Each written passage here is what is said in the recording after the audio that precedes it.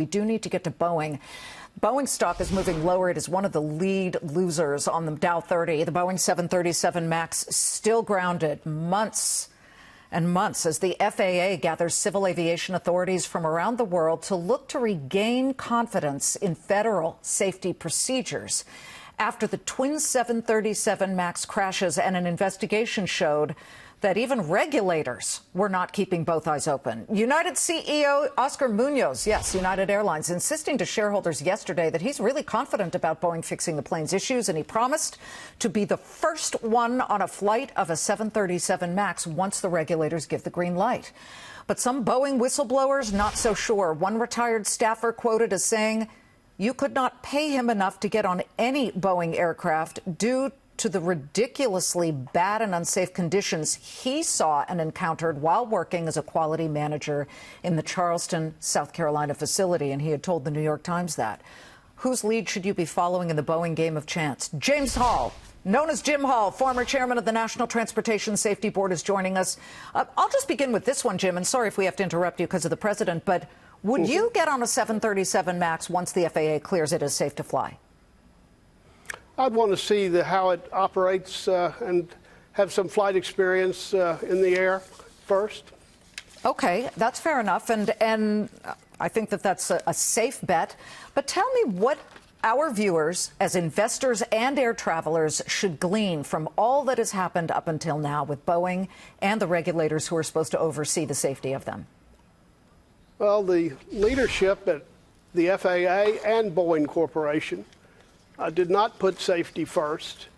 They made very bad decisions.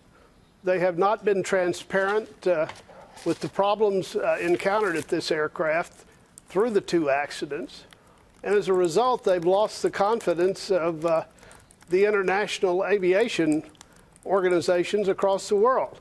That's the purpose of the meeting today in Fort Worth, to try and take steps to regain that confidence. Well, at one point, the Federal Aviation Administration was really known as the gold standard of air travel safety. Is it no longer?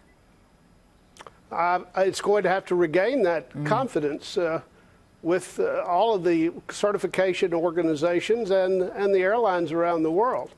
And I blame that directly on the leadership of both the FAA and Boeing, and the way this matter has been handled, and the certification of this aircraft, which obviously had problems. And instead of dealing with those problems straight on, they have still a lack of transparency on what is the problem and what is keeping this aircraft from flying. Disappointing, yes, but Boeing certainly shoulders much of the concern here. You know, we pulled some of these quotes from the Boeing whistleblower, and I listened to an audio interview of a gentleman named Swampy. He worked for 30 years as a quality manager, and he said, as a quality manager at Boeing, you are the last line of defense before a defect makes it out to the flying public. And quote, do we have this quote here? We were supposed to put it up. "And I haven't seen a plane out of Charleston yet," this is sad, "that I'd put my name on saying it's safe and airworthy." This is a guy who said he saw managers remove parts that were defective from a shelf that was solely for defective parts and put them back on airplanes. What do we do about that? Well, the decisions are at the top. I would imagine the board of directors of Boeing and certainly the leadership in Congress need to look at how this occurred and ensure that there is new leadership and effective leadership to put us back where we began this saga, with the FAA as the gold standard and with Boeing as, the world's leading manufacturer of commercial aircraft. Jim, you're a no-nonsense guy, and we really appreciate it. Your experience is very valuable to our viewers. Please come back. Thank you so much.